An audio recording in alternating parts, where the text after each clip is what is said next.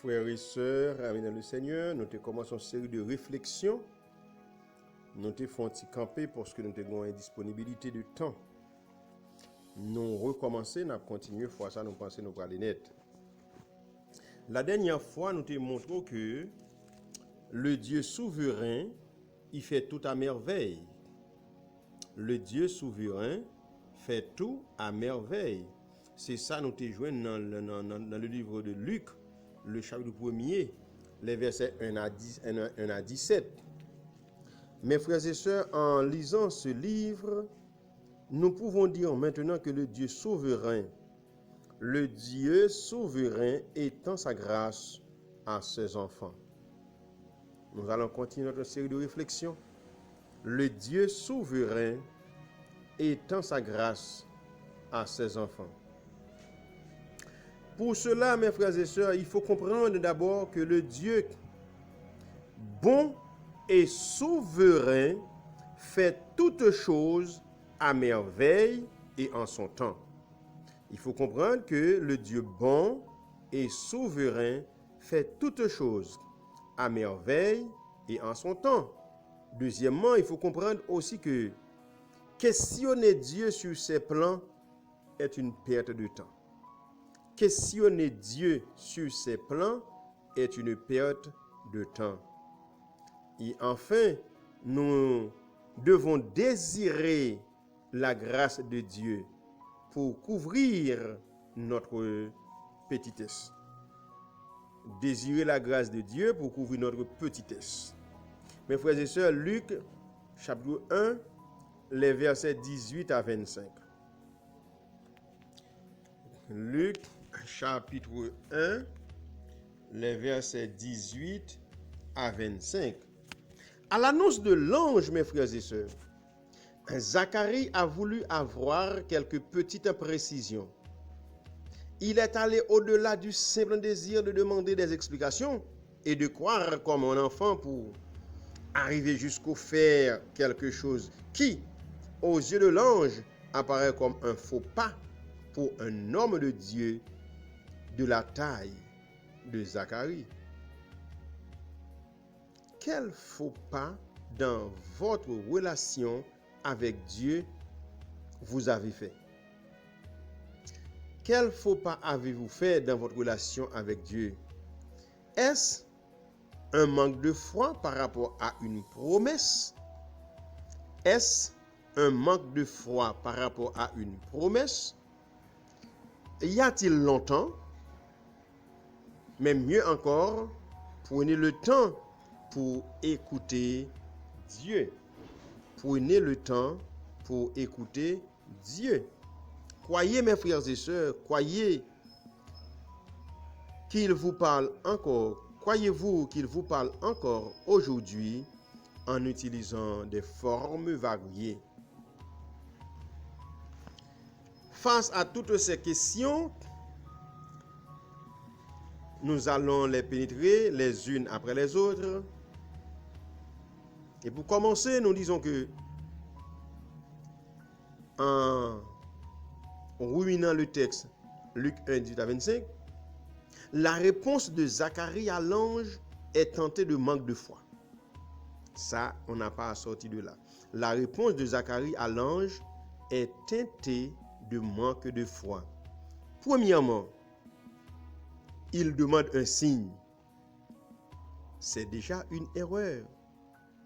Il n'y a aucune raison à chercher d'autres signes quand Dieu a déjà fait une promesse. Zacharie aura son signe, mais pas le type qu'il avait en tête. Zacharie aura son signe, mais pas le type qu'il avait en tête. Frères et sœurs, il nous arrive à tous de douter de temps en temps. Oui, il nous arrive à tous de douter de temps en temps. Mais je dois, mes frères, mes sœurs, amis dans le Seigneur, attirer votre attention sur ce fait. Il faut faire attention. Il faut faire attention. Il faut faire attention, car chaque doute nous enlève la joie que nous pourrions avoir dans le Seigneur. Car chaque doute nous enlève la joie que nous pourrions avoir dans le Seigneur. Ensuite, mes frères et sœurs, Zacharie met l'emphase sur lui-même en disant « Je suis vieux et ma femme est avancée en âge. » Au fond, Zacharie dit à l'ange « Impossible. » Oui, puisque je suis vieux, ma femme est avancée en âge, donc impossible. Zacharie, mes frères et sœurs, regarde ses limitations physiques. Zacharie regarde ses limitations personnelles. Et pour un moment, il oublie la puissance de Dieu et se met à douter. Même les justes ont des moments de faiblesse, lesquels ont toujours des conséquences néfastes. Au doute de Zacharie, l'ange répond par 3 phrases emphatiques, accompagnées d'une légère punition servant de signe. Voici les 3 phrases emphatiques. Je suis Gabriel. 2. Je me tiens devant Dieu. 3. J'ai été envoyé. Au doute de Zacharie, l'ange répond par 3 phrases emphatiques accompagnées d'une légère punition servant de signe. Phrase numéro 1. Je suis Gabriel. Numéro 2. Je me tiens devant Dieu. Numéro 3. J'ai été envoyé. Là, mes frères et sœurs, l'ange décline son identité. Oui, il est Gabriel. Zacharie, en tant que prêtre, sait tout de suite avec qui il a affaire. C'est ce même Gabriel qui était venu apporter la prophétie des 70 semaines du prophète Daniel, au prophète Daniel. Il y a environ 5 siècles et demi. Ensuite, lorsque Gabriel dit qu'il se tient dans la présence de Dieu, cela signifie d'une part qu'il est au service de Dieu et d'autre part qu'il est un haut placé dans la hiérarchie des anges. Enfin, Gabriel affirme qu'il ne vient pas de lui-même, mais qu'il a été envoyé par Dieu pour annoncer cette bonne nouvelle à Zacharie. Mes frères et sœurs, un messager de Dieu ne saurait se tromper.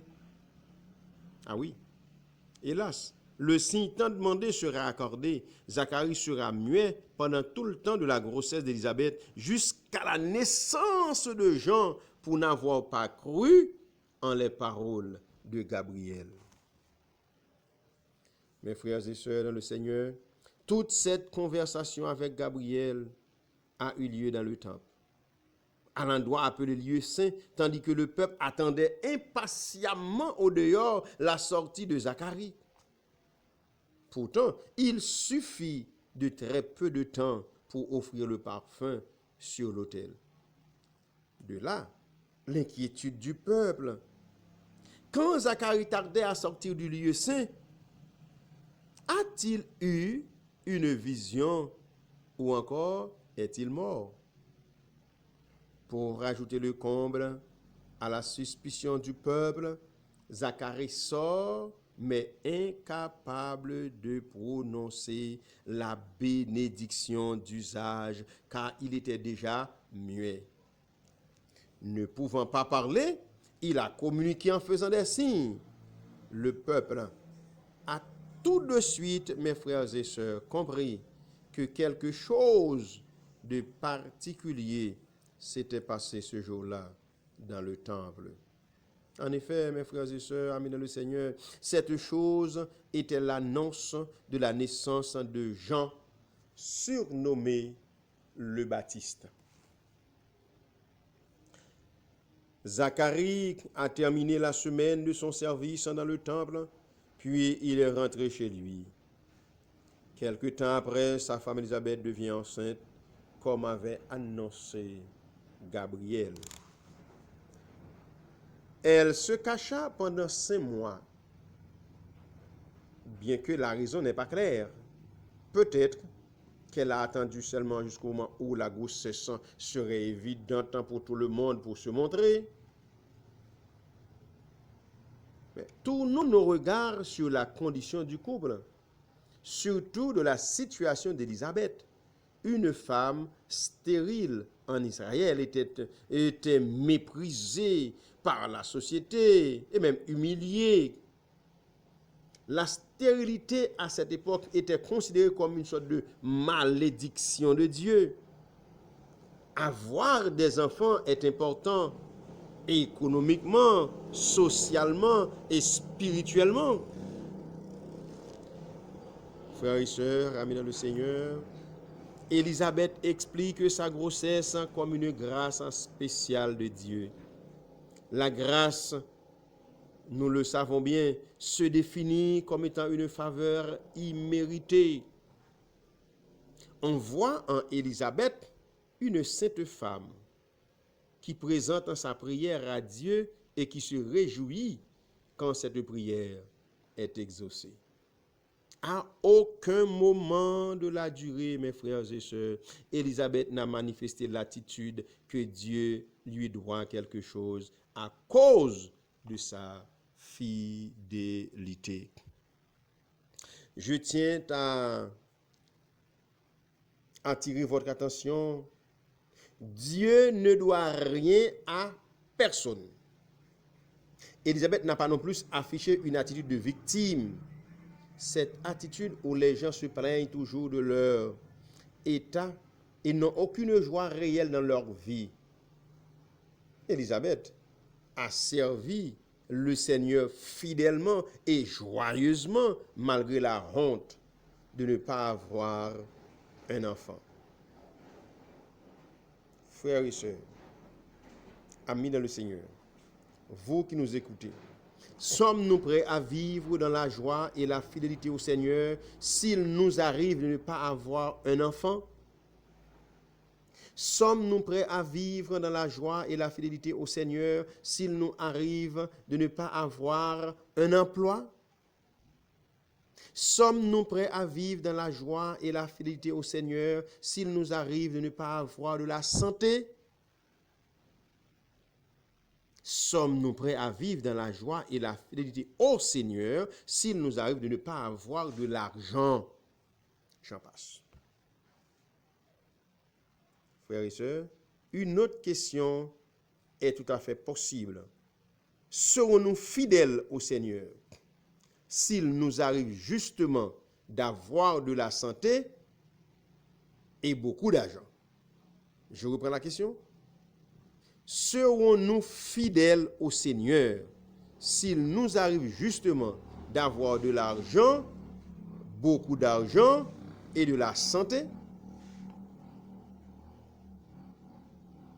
Dieu nous fait-il sa grâce ou bien est-il dans l'obligation de nous donner quoi que ce soit? Dieu nous fait-il grâce ou bien est-il dans l'obligation de nous donner quoi que ce soit? La joie dans le service de Dieu au milieu des souffrances n'est ni la résignation ni le fatalisme. Je reprends. La joie dans le service de Dieu au milieu des souffrances n'est ni la résignation ni le fatalisme. La joie au milieu des souffrances est à la fois la joie au milieu des souffrances est la foi dans un Dieu souverain. Un Dieu souverain qui utilise tout dans ma vie pour me rendre semblable à son Fils Jésus. Attention, ce que je vais dire est important. Je n'ai pas les réponses à toutes mes questions, mais je décide de faire confiance en la bonté et en la sagesse de Dieu. Et vous, mon frère, et vous, ma sœur, et vous, amis qui nous écoutez, êtes-vous prêts? Êtes-vous prêts? Décidez-vous de faire confiance en la bonté et en la sagesse de Dieu. frères et sœurs, amis dans le Seigneur, que le Seigneur vous bénisse. Suivez de temps à autre nos réflexions. Nous allons continuer à réfléchir toujours sur le livre ou encore dans le livre de Luc. On va faire ça verset par verset, chapitre après chapitre, pour votre édification. Que le Seigneur vous bénisse.